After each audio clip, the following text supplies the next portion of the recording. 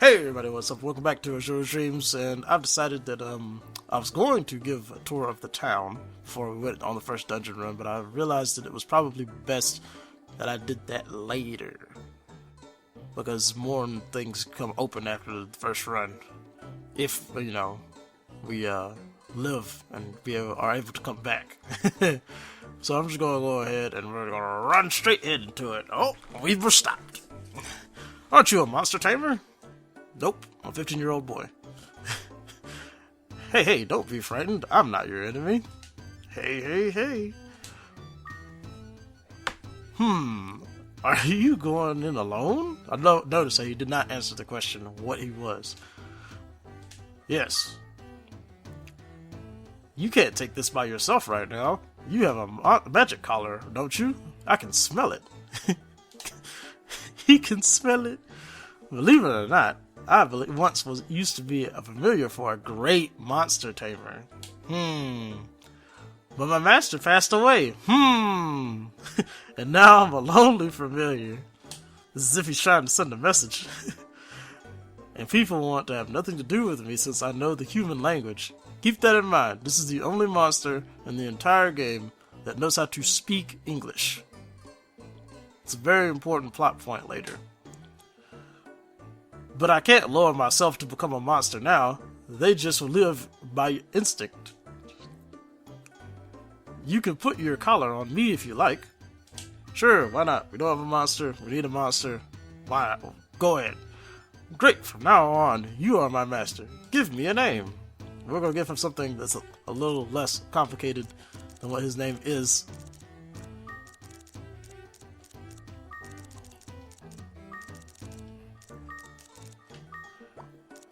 Bam! Execo. I think my old master gave me the same name. Oh, what a coincidence. By the way, I'm Ko. Yes, Master Ko, you are a beginner, aren't you? I can tell. Okay, I will teach you many things about the tower. Let's go. Now, unlike the previous tutorial that Jorda gave us, which was bounds, like leaps and bounds, more important than what he's about to explain to us, because he didn't really explain it too well. We can't skip this one, unfortunately. You can skip the Jordan tutorial by just telling him that you don't want to listen to him, but unfortunately, he is going to basically talk the entirety of floor 1, because floor 1 is always the same when you first enter when you enter the dungeon for the first time. Now, from what I noticed, floor 1 has different patterns that it alternates in between. So floor 1 isn't exactly always random, but it is at least one of those patterns every single time. The rest of the floors, however, are completely random. Now the adventure begins. Now, we're not going to listen to a single thing that he says because he doesn't really explain anything well whatsoever. So, first, triangle is used to change direction. So if you hold triangle and you move, you can point in any direction without moving, which takes up your turn. This is very, very useful. Other thing, square opens up the menu. You got your items. There's a Peter fruit. This restores MP to familiars. Familiars use MP the entirety of the time that they're out. So basically, every time Execo does something, he will use MP. When he runs out of MP, he will fall asleep and become completely vulnerable to all attacks. So it's very important that you keep his MP up. If you give him a Peter fruit when he has full MP, it will increase his MP slightly. Now, when it says slightly, it means 1. So as you can see, there's a lot of we're just gonna leave that alone. Now you have select, which basically allows you to select familiars, return them to the bag, put a collar on them, change the lineup, name, everything is right there. Now, what lineup is, it will decide what side you want him to be on relative to you within this square here. which means that if I put him here, he's going to try to stay in that position relative to you unless the formation of the location we're going makes him, move from here, but he will always work back to this position. I am going to put him to the side of me because I'm going to need him to do something for me, and the only way he can do it is if he's basically on the same plane as I am. Well, not the same plane, but he is facing the same thing that I am at the same time. You can change his AI. Now there are 5 options. Standby, which basically makes him stand completely still. Now you might be like, this is completely useless. This is not really useless. It's very useful if you basically have a monster that can handle other monsters on the floor that you're on, because he will divert those monsters to him, or some of them to him, and he will basically fight them, which means that you don't have to worry about him if you can't handle said monsters. The problem is that basically he's riding solo, so best of luck. You have the follow option, which means that he won't do absolutely anything. He won't help you attack anything. He won't give you backup with magic. He'll just follow you. Now, mixture magic is basically what we call 3, and it basically mixes your weapon with his element to do more damage. Now, his element is fire, and there are 3 elements in this game. It's fire, wind, and water. Of course, you can see how that triangle works. Fire beats wind, wind beats water, water beats fire. So that means that Execo takes more damage from water monsters, and he does more damage to wind monsters. Simple. 4 is basically having him attack directly, but the problem with this at the terms of our early stages is that we don't do enough damage for this to be useful. He doesn't do enough damage for this to be useful, so we're going to leave him at 3. 5, you might not use 5 that much, but 5, it basically sets the AI to hunt monsters. If it sees one, it is going to immediately go towards it and try to basically square up with it. It is going to square up with it until it's dead.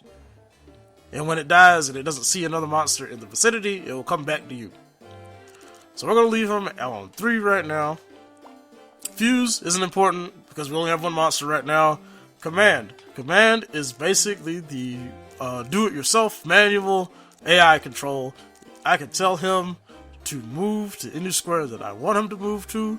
I can completely control him the entirety of this run if I wanted to, and tell him exactly what I wanted him to do the entire time. So that is a very good option.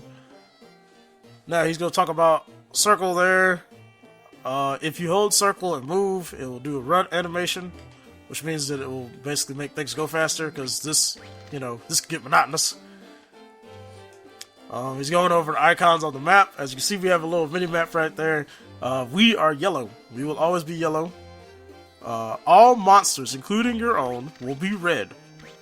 So that could be confusing at times.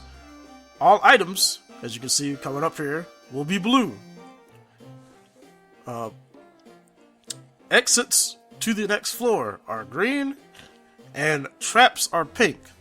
The thing about traps, and why basically knowing that traps are pink is completely unimportant, unless you basically have a certain item that reveals them, traps are invisible. So you won't see traps, period, before, you step on them. Which means that you're going to step on them, you're going to activate them, and then you're going to have to deal with the consequences.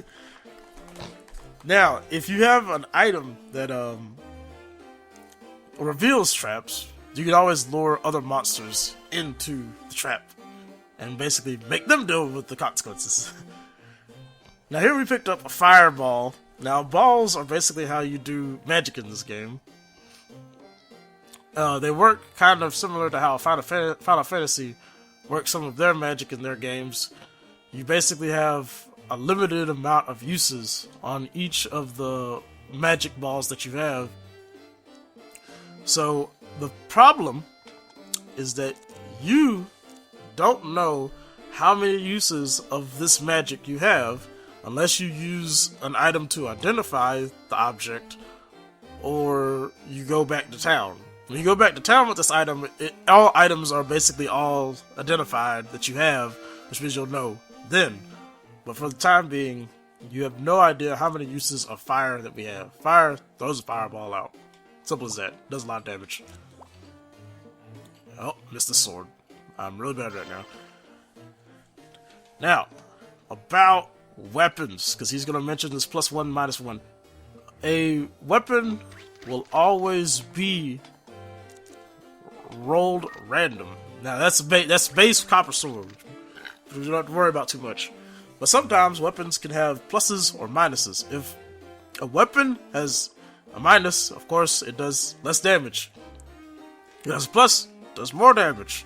If it's cursed, you won't know, because you won't know a weapon's cursed until you pick it up and put it on, or identify it using an identify item, which means that you'll put it on and then you'll realize it's cursed. Normally cursed weapons are minus something, but the problem with cursed weapons is that you can't take them off the entirety of the dungeon run, so you are stuck with that cursed weapon the rest of the dungeon. Now, what I just did there is I pressed circle and then X. You want to hold circle first, then press X, and it picks up things. You can pick up items, you can pick up monsters, and you can press circle and X, throw them. Now, what he said just there is that you could turn the camera angle using the L and right trigger. So if you do that, you'll see there's a shield back here. And we get a free wood shield. As you can see, this is why this floor is always the same when you enter the dungeon first, is it gives you items you're going to need. Medical herbs are for healing. If you give them to a monster when they have full health, it will increase their health by a small amount. AKA 1. Now you might be like, well, why did you choose that? You might need it. But don't worry about it. It'll be alright. Now, I picked up our first egg. Now, we don't know what monster hatches from this egg. We just get a color. And you can tell what some monsters are based on the color, or what the egg is based on the color. But right now, we're not going to worry about too much of that, because of the fact that he basically mentioned to us that we could hatch it right now and use that monster right now. The problem with that is that you don't get that monster when you leave the dungeon. If you hatch a monster inside the tower, you won't get it when the run's over. Like, you won't go back to town with it. So it's important for the time being that we basically don't do that.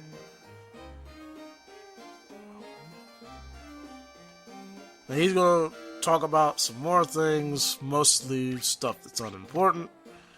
And boom, we run into our first enemy, which is a water type. Now, skip turn, you hold circle, then triangle. He's going to explain it because we pressed that button. Typically, he won't talk about it unless you do it. So, you know, like I said, he's very bad at explaining some of the things in the game. There's a trap. That trap, of course, isn't hidden. You can see that trap, but that's only because, you know, explanation. This is the tutorial floor, and therefore we need to explain that these are traps. Don't step on these, even though you can't see them. He's going through some of the more complex controls for familiars that involve using R2 and L2. So basically, I have a sort of quick menu that if I press R2, then I'll have access to all of his stuff that we mentioned before, like the command list, the lineup, and everything else, just by pressing that. And so, you know, that's useful for not having to open and close the menu all the time. Even though the menu actually works pretty well in this game, like incredibly well for it being a PS1 game. We're just gonna go ahead, head on to the second floor, which is technically, you know, the first real floor, as everything is now randomized and things are as they would be in any other case. This is a noise. It is a wind type monster. It doesn't really do that much damage. Not really a big threat. So we don't have to worry about those. What we have to worry about is an enemy that is fire-based, which means that, you know, we do even damage to it. But regardless of the fact that we do even damage to it, it still does a lot to us. Yep, there it is. That is a troll. If trolls are fire-based, the unique thing about trolls is that trolls can use weapons. So, basically, as you saw there, he had like a spike ball. That is what is called a troll hammer. And the troll hammer is only one of 3 of the troll weapons. The other 2 are the sword and the crossbow. So if you get a troll, you can collect those items and basically have your troll use those items. The issue, though, is that the troll items take up inventory space, and as I mentioned before, you can only bring 5 items with you when you go into the dungeon.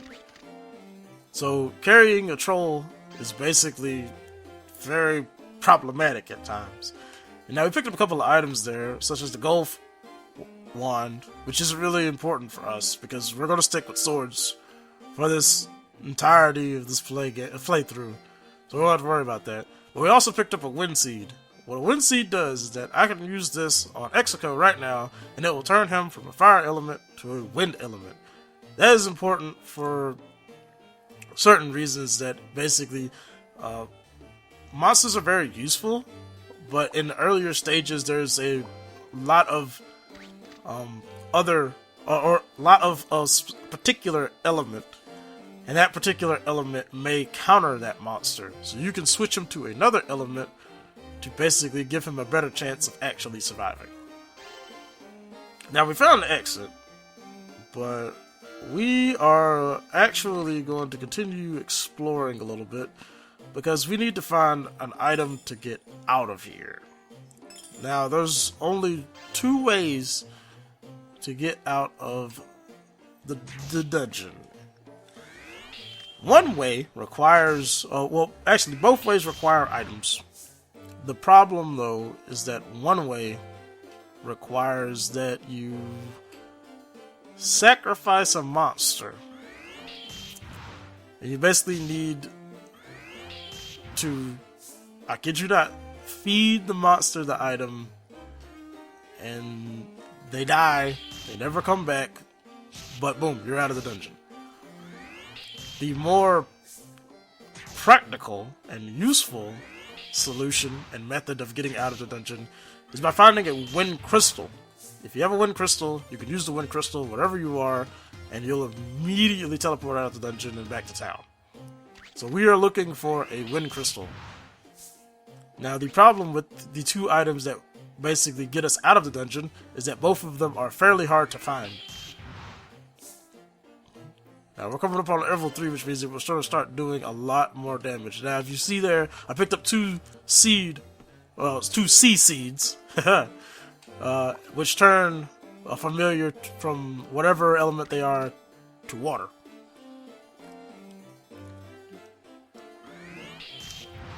And we also do enough damage to one-shot the Pupillins? I might have said that name wrong. Excuse me if I did. But these are the green monsters that we were facing earlier that were water type. So they're, as you can see, they're so weak that even though they're water type and we're using fire mischief magic on them, they take enough damage to die in one shot. Oh, there is a crystal. Now, that crystal could be a multitude of things. It could be one of 3 different crystals. Let's hope it's a wind crystal. It is. Alright, so we can get out of this dungeon, which means that we can go as far as we would like and basically test as many bounds as we need to. Now, he's asleep, which is the thing that monsters do within the Monster Tower. He won't always wake up if you attack him, but for the time being, he's asleep, which means you can do whatever you want. You can ignore him, you can attack him while he's asleep, he might stay asleep, which means that you basically get a free kill, he won't do damage to you. Or you can pick him up and throw him. Now, why would you want to pick him up and throw him? What might be the question that you would ask. Well, if you pick him up and throw him into another monster, he will actually, that monster and him will actually take damage. This is a Cyclone. This is basically our new, like I know, we went up a floor, but this is our new troll. He's a wind element monster, but he does like 6 damage to us a hit. So he will be more problems to us than a troll, as we are currently level 3, and Execo is level 3, which means that we have a lot more damage on us than previous. The problem is that, as you can see from earlier, it took a lot of hits to kill him. But now we're level 4, which means that he might not be as much as a problem as he was just a second ago. That's just how this game is that levels aren't really a gigantic... well, early levels aren't really a gigantic difference in how easy it is for you to go through an encounter. I went ahead and made him use his fireball attack on this flame, because flames have a lot of health and also do a lot of damage, but they also have a magic attack which can completely destroy our health. Now, as you saw there, that I'm not even gonna try. It stepped on a trap and it became confused. So you are not the only one that can basically step on traps. Monsters can step on traps too. Now, of course, he's over there being confused. He has completely no control over his actions. We're gonna get Execo to fire on him. And as you can see there, because Execo fired on him, we didn't get mixture magic. Because Execo can't do basically 2 things at once. And boom, there's a dead flame. Ooh, that's actually pretty bad. I think we got it. I say that because we're like kind of sort of low. Not really low, but kind of sort of low. Yeah, there's that magic attack. Now, yeah, it was 7, but 7's a lot for our health value at the moment. I think we're gonna head out of here. Of course, we gotta run into a cyclone before we get out of here. Under the flame. I need to check health. I need to check health values. No, we're good. Oh, I'm bad. Like I said, we have a wind crystal, which means we have a way out of here. If things hit, if shit hits the fan, we can get out. But unfortunately, we are now confused because we just ran on a trap. The best thing to do is to just wait, which is what I did there. I basically just held circle and then triangle until the confusion went away. And as you noticed also there, I regen health when I'm not fighting. So that's a very important thing to remember, that if you're trying to conquer a floor that may be giving you a difficult time, you can stand in one spot and just wait and heal up if you're low health.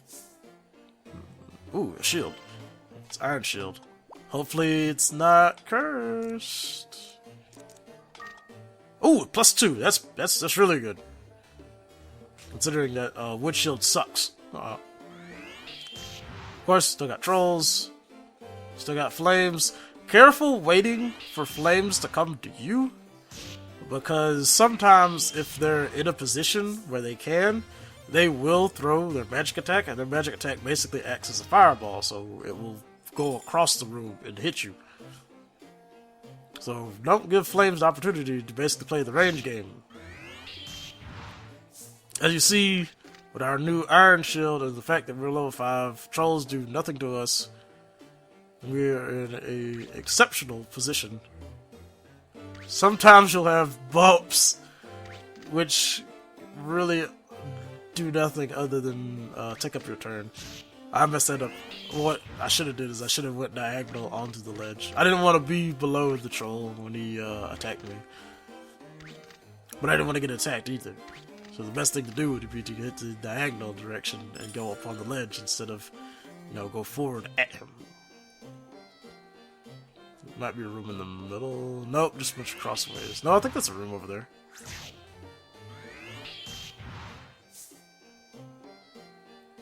Now we are actually looking for the exit to this floor. Ah, there it is. And we're confused again. There we go. Star glasses. Star glasses are a really good item. It basically reveals the entire floor for you. So you can see everything. Incredibly useful.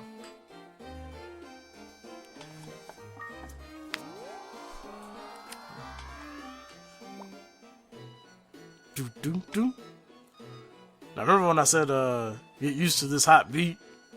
I think you might understand why. This game is not exactly phenomenal in the musical department. Now, this enemy that I'm attacking that's asleep, that unfortunately just woke up, this is actually really bad now. That enemy is a water type, but is really annoying because he has a lot of health, as you can just see. He doesn't take any damage in reality, and he also has the ability to split into two halves of himself, which could be problematic.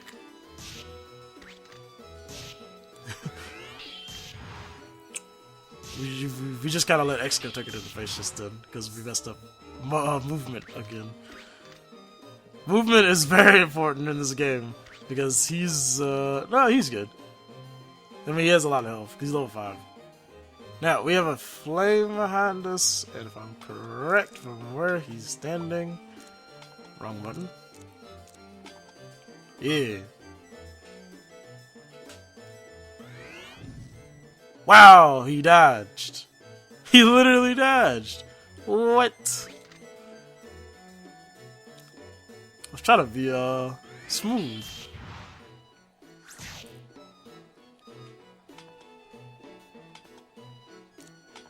Ain't gonna dodge this one.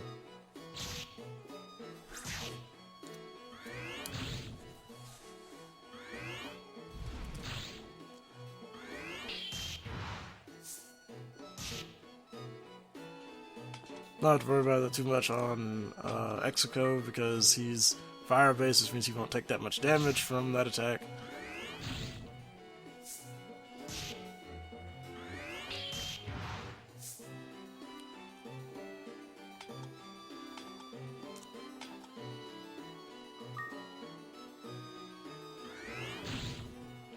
As you saw, that did nothing. Also, what I was slightly noticing, Exco has reached 0 mana, which means that he will basically do what he's doing right now. Like I explained earlier. Now, you might be like, are you gonna leave him for dead? It's okay. You return to the bag. We're all good. But we're gonna get out of here. And as you can see, this is why this game is fairly hard, because we're just on the 5th floor and we've already ran into certain death. We're still in certain death because we started this room off sitting in a room with a monster. Now, this is where you don't want to run, because you want to know everything that you have before you, as well as the fact that you want to lose... Yeah, we lost him, okay. You can lose monsters because they can't really see... Their vision, so to speak, doesn't really work too well. And we got another wind crystal for the next run. And I got... Oh, no... Alright, so let me explain what that bag was. That bag was a sand bag. And what you can do with sand, depending on what it is that I believe white sand is the magic one. So white sand can add uses onto magic balls so that you can use the magic again. So white sands are really useful if you're using magic. Blue sand adds +1 to your shield. Red sand adds +1 to a weapon. So that sand was really useful. Unfortunately, we didn't get it. And we're also in another really, really bad room. Fortunately, elevator's right here. We might make it to the 10th floor. We're kind of in the danger zone because now we're in basically range to get jumped by U-boats.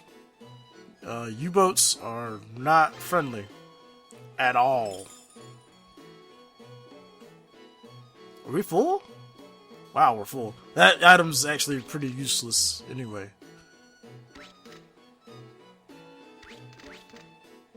Whew. Decurse? No, we don't really need that.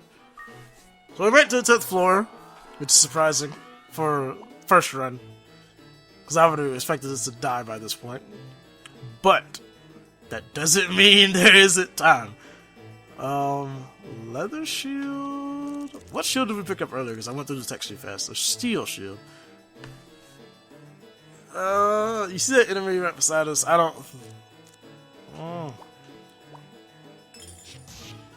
Woo! He's wind-based. Woo! That worked. There's a clown. Clowns are wind-based enemies that have a very, very annoying ability. Basically, they can cast a magic on you that reduces you by 1 level, but it's like you basically drop a level but have 99 experience. If your next level is basically 100 experience, he drops you to 99 experience. You know, fairly good. Decent enough to basically say, you know, he's gonna drop you a level, but if you kill him, you're just gonna get a level up. The problem with that, though, is that, like it's described, he drops you a level. Which means that depending on how far you were to the next level, might be bad. Because you might sit there and be like, oh, well dang. Now, I won't get that level. Now, let me show you what at feet does. Boom, at feet. Limit fruit. This increases the percentage of critical hits for a while. Yes, there are crits in this game. The game doesn't tell you that you critted. It basically displays crits as exclamation points in the text chat. This is a Dreamin'! A Dreamin' not only does a lot of damage, but it will try to put you to sleep. That is a troll with a crossbow, and in this current situation, I have to say that unfortunately, this run is over. There's no way we can survive this altercation. We only survived the previous because of the fact that,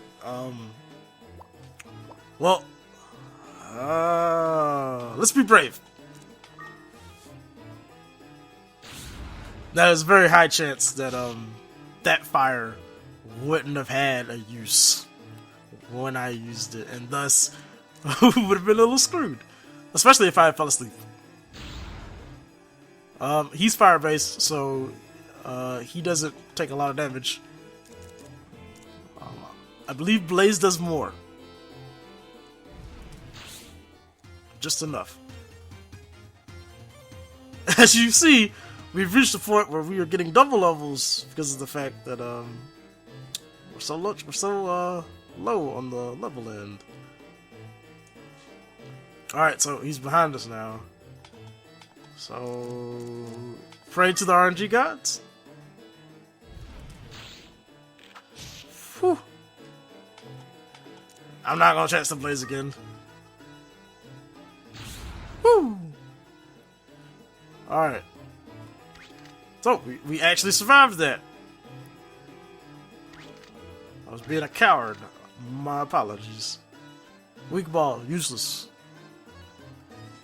Weak is actually the name of the spell that clowns use to reduce your level, I think.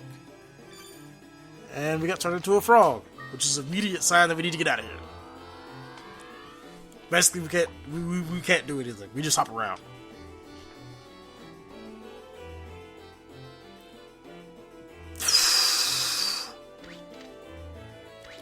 This item is really important.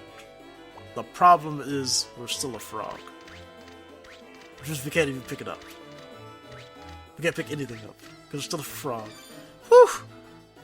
We need to go back and get that item. Like, that item is incredibly important. Oh my goodness, why?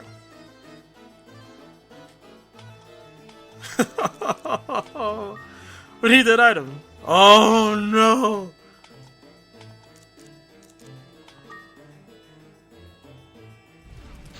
Like, I did not think we would make it.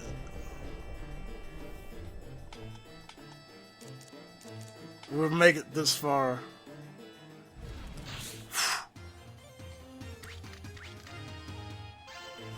We got it! So we have 2 collars now, which means that we can have 2 monsters at once. I did not think that we would make it far enough to basically get that item just yet. And on that note, with that attack, we're out of here.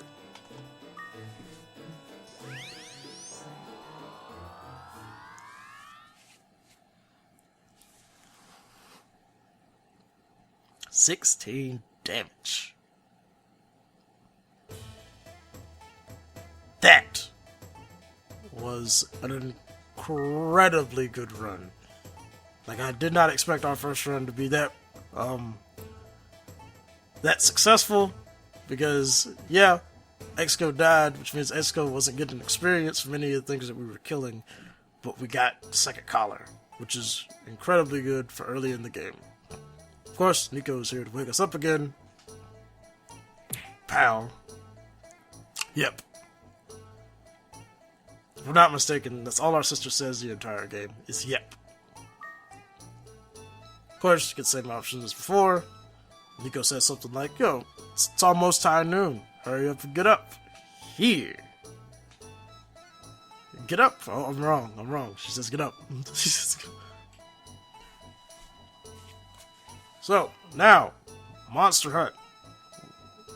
Small, yes, but we could expand this later when we get the money to expand it. And so basically, let's take a look at all of our items. Now, of course, we have a golf wand.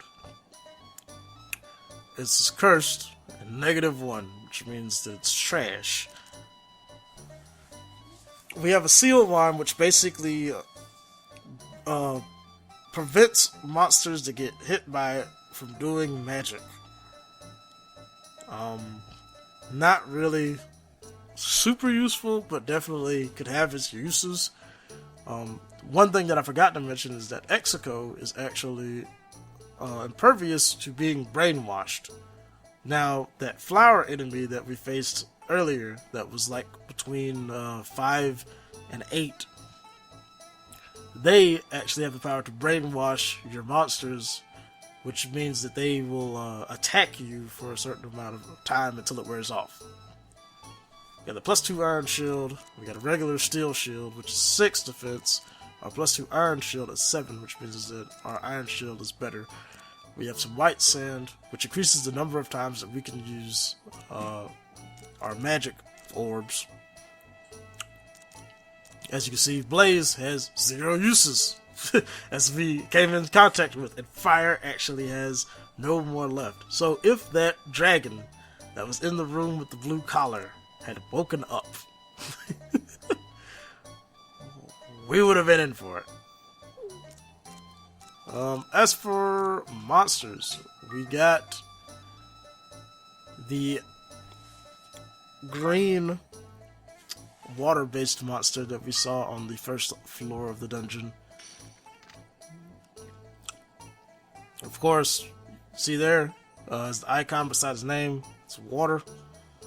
It's got incredibly low stats, just like the one in the dungeon. I don't really think that we'll be taking it with us next run. But we're definitely going to take Exco because Exco is really good. Of course, Nico's still here because, you know, our mom has to thank Nico for waking us up. Nico's in the same line that she said earlier. And what we could do here is that our mom will mention that Mr. Isaac wanted to talk to us. He wants us to build something, basically. If we go talk to him, then we'll get the option to go to the carpenter and build it. But not really too much of an issue. She's going to ask if we're heading out. Now this is where we can get things that we need. We want to say, I've got a favor to ask. We want her to open the safe. Now the safe can hold a certain amount of items, and it gets bigger when we expand our house. So what we want to save is the fire and blaze orb. We want to save the white sand, and we want to also throw the wind and sea seed in there, because those will be useful for later. All this other stuff we're either going to keep or sell. Then we want to go ahead and we want to save the game, because, you know, save games not really bad. I mean, really bad. Really bad. Or not saving games, really bad. You see that was my test file from earlier. And so, there it is. Well, one last thing before I end it off. Our sister has a book. This is our Pokédex, basically. As you see, we have a like I said, not going to pronounce it. He is a dragon, which was popular several hundred years ago for personal protection. However, it became extinct due to its poor reproductive ability. I don't really know what that has to do with it, but the name comes from their cry that sounds like "hee." You have a flame, which basically comes from the habitat of a volcanic crater. Now, I'm just gonna go ahead and tell you, the habitats I don't really understand why they're on the list, considering that there's only one area in the entire game. I wish there was more, but there's not. A kind of spirit of fire, born from sparks. It is a common monster which can be spotted anywhere and is used to build a fire in the Matsubaya region. Its appearance looks like a fire dressed in armor. Its knight-like appearance represents its loyalty to its master. And we have trolls. This is a monster curious about everything and is very quick to learn how to use the tools humans use just by observing them. However, they can be a threat to travelers going over the mountains, which explains basically why, you know, trolls have the power to use troll hammers, swords, crossbows. We have the water slime, which is the weakest and most timid kind of monster. It used to live in the prairies and the deserts a long time ago, but now lives in a city since it is such an easy prey for other monsters. One can be sometimes seen in a back alley. This monster is annoying. It's an amoeba-like single-cell life that behaves as its instincts command. It is capable of transforming into the shape of what it has seen and is capable of dividing. It attacks animals that approach marshes by pulling them into the marsh and absorbing them. This monster is, like I said earlier, it can split into two when you hit it. So then you'll have two things hitting you, and it doesn't take a lot of damage. The clone actually takes more damage as it has less lower stats. But this monster is also key to a lot of glitches in this game. You have noise, which is the purple thing with the horns that we saw at the beginning of the run on like floor 1 or 2. which is a music-loving, cheerful monster. The sound of the flute it plays can block the magic of veteran magicians. In other words, he has the power to seal monster magic, so he's slightly dangerous. However, even if you run to their recital in a forest, you should not be deceived by the cheerful music and approach carefully. You have Cyclone. This monster has a large eye. It is well known that anyone who meets its eye cannot swallow any food. However, 12 years ago, it was discovered that if an aphrodisiac,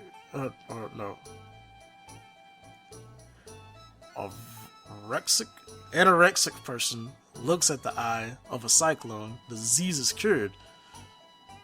Since then, its eggs have sold like hotcakes to women on diets or to anorexic people. Now, I think the game mechanic centered around this was because I think he tried to use it earlier. Yeah, he used it earlier on Execo. Is that I think you can't feed him anything, so you can't heal him for a certain duration or give him MP increases. And then, of course, you get this entry because we turned into a frog earlier, which is the lazy frog. The academic name is Mansabaya, a lazy frog. Just like the name, it is a new species of frog discovered in Mansabaya. Since it does not protect itself from enemies, it has earned this name. The frogs are traded frequently as an ingredient for magic. Now, keep in mind, we turned into this frog, which means that it is incredibly possible for all the other frogs that, possibly were seen to be people. So, yeah, that's a thought. And there we have it. Also, if you go in this room right here, you can take a bath. It's relaxing. Doesn't really do much. But I think I'm going to end it off there, as we had an incredibly successful first run. I'm probably going to start it back up and immediately go to selling stuff, or I might sell stuff off camera. And then we're going to probably go into our second run. As you can see there, Exco is following us because he's in our party. I believe if we leave him in the monster hunt, he actually will not follow us. But he's with us. We have 2 monsters now. We have 2 collars, so we can take our other monster with us. But like I said earlier, that monster's pretty useless, as displayed by us trying to fight them. So I will catch you guys later. And the next part, we will probably be going on a second dungeon run, helping level up Execo to a decent level. Hopefully picking up some more useful monsters than the one that we had. And probably exploring a little bit of side quests, considering that we got the blue collar, which is incredibly good for our first run. But I'll catch you guys later. Peace out.